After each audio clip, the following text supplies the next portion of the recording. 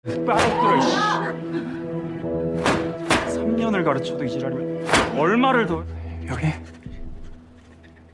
해보라고. 병신. 저 새끼. 뭔가. Halo guys, balik lagi bersama kami di Skipscape. Di video kali ini kita akan membahas film yang berjudul Shark. Tapi jangan tertipu dengan judulnya karena ini bukanlah film tentang serangan hiu. Tanpa berlama-lama, marilah kita simak alur ceritanya.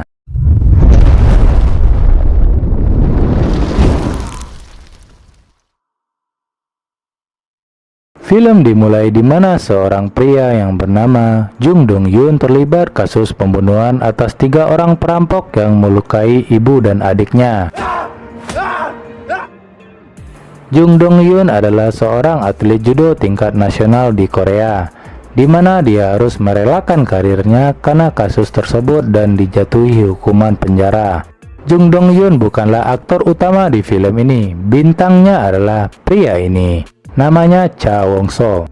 Diperlihatkan di sebuah kelas ada seorang murid baru yang bernama Baek Sok Chan yang merupakan atlet tinju pindahan dari sekolah teknik. Setelah selesai memperkenalkan diri, Baek Sok Chan langsung membuli temannya padahal baru saja pindah.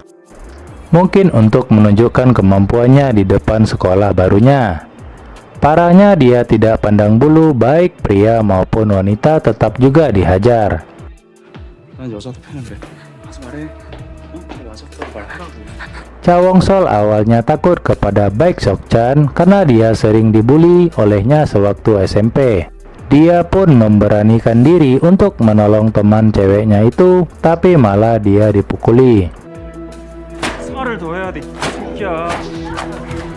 Merasa tidak tahan atas perlakuan Baek Sok Chan, Cha Wong Sol pun akhirnya kehilangan akal sehatnya. Dengan sedikit adrenalin, dia langsung menusuk mata kanan si Baek Sok Chan. Singkat cerita, Cha Wong Sol pun ditangkap dan dimasukkan ke penjara remaja. Di perjalanan menuju penjara, dia ternyata bertemu dengan Jung Dong Yun yang ternyata satu bus tahanan dengannya, pria yang ada di awal film tadi. Sesampainya di penjara remaja, Cha Wong Sol ditempatkan di dalam penjara bersama tahanan baru lainnya, dan di sana diketuai oleh Jung Sang Yup yang merupakan pentolan di ruang penjara yang Cha Wong Sol tempati. Di mana di penjara remaja itu, urutan kekuasaan adalah segalanya. Yang pertama adalah Lee Wung Jon, si ketua pemahat kayu, pria gemuk dan kasar. Yang kedua adalah Han Sung Yong, ketua toko roti, si kurus pendek yang kuat. Dan yang ketiga, Jung Dong Yun yang baru masuk penjara. Tidak ada yang berani mengganggunya karena punya skill judo di tingkat nasional pula. Di saat olahraga bola kaki di penjara, Cha Wong Sol diminta oleh Han Sung Yong untuk menggantikan salah satu pemain yang cedera. Namun karena tidak pandai bermain bola, dia malah tidak sengaja menendang biji ketumbar tepatnya di selangkangan si Lee Wung Jon. Lee Wung Jon pun murka dan berniat membuli si culun ini, namun ia berhasil meloloskan diri dengan sembunyi di belakang Jung Dong Yun. Jung Dong Yun lalu memukul Lee Wung Jon hanya dengan sekali pukul dan dia pun pingsan.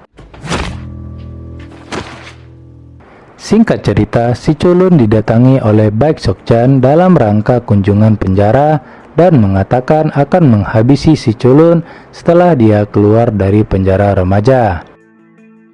Tidak tahan dengan kehidupan yang lemah dan sering dibully, Cha Wong Sol pun meminta tolong kepada Jung Dong Yun agar diajarkan cara menjadi kuat. Karena dia sudah tidak tahan lagi menjadi korban bully. Jung Dong Yun pun yang awalnya menolak akhirnya memberikan kesempatan kepada Cha Wong Sol karena kegigihannya dengan syarat dia harus menyelesaikan 100 kali putaran lapangan bola dengan waktu 40 menit. Cha Wong Sol pun setuju dan mulai berlari, namun karena jarang olahraga dan fisiknya yang lemah, dia pun memucat dan terjatuh. Namun akhirnya dia mampu mengatasi itu karena teringat dirinya yang lemah di masa lalu yang memberikan motivasi agar tetap sadar dan kembali melanjutkan 100 putaran walaupun endingnya Cha Wong-sol pingsan. Akhirnya Cha Wong-sol pun dipindahkan ke sel yang sama dengan Jung Dong-hyun berada. Setelah Jung Dong-hyun meminta bantuan dari kepala sipir penjara agar Cha Wong-sol satu sel dengannya. Dengan begitu dimulailah pelatihan neraka terhadap Cha Wong-sol setiap harinya, mulai dari memperkuat tubuh sampai teknik pertarungan.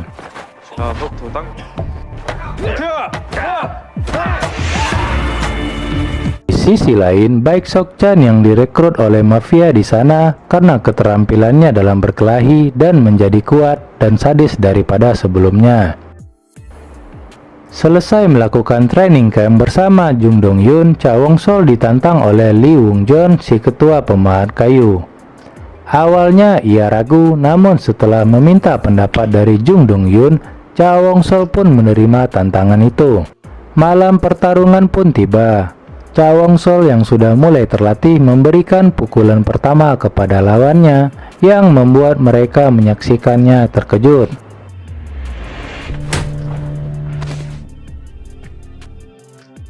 Namun karena perbedaan fisik yang terlalu jauh, ia pun mulai kewalahan dan dihajar habis-habisan dan terkapar di lantai. Semangat Cha Wong-sol untuk berubah pun membuat adrenalinnya meningkat. Dengan segala cara dia pun berhasil mengalahkan Lee Wung-jeon dengan jurus kopi tubruk menantang api,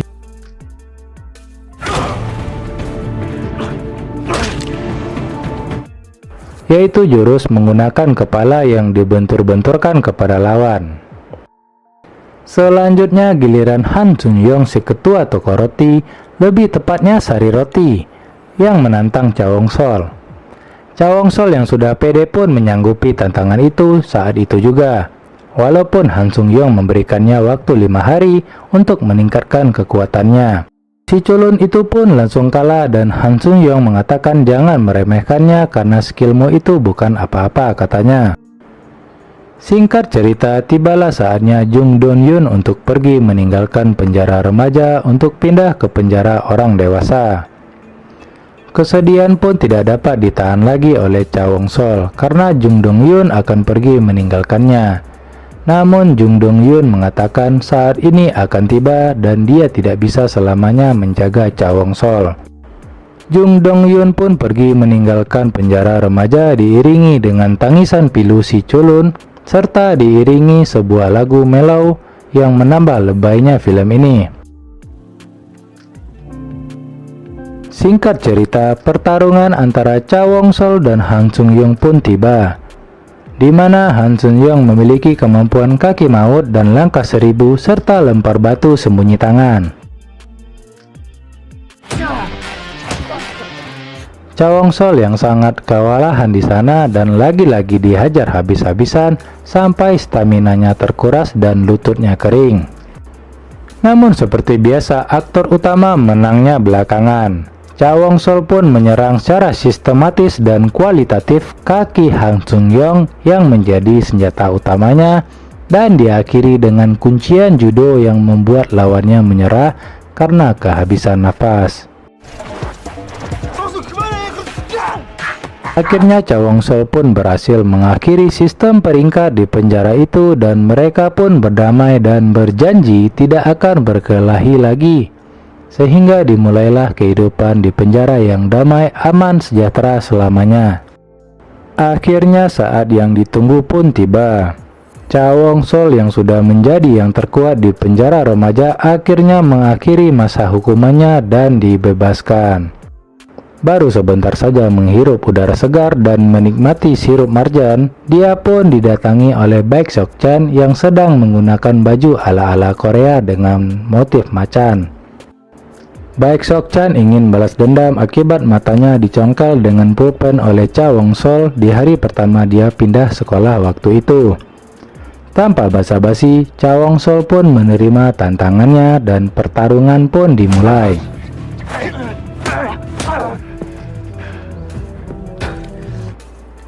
Fight! Finish him! Finish him! finish him. Oke, Bae Seok-chan kalah dan film pun tamat.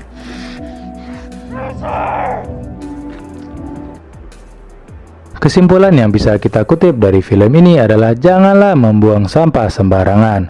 Terima kasih buat kalian yang sudah klik video ini. Sampai jumpa di video selanjutnya. Adios, rokok tinggal sebatang.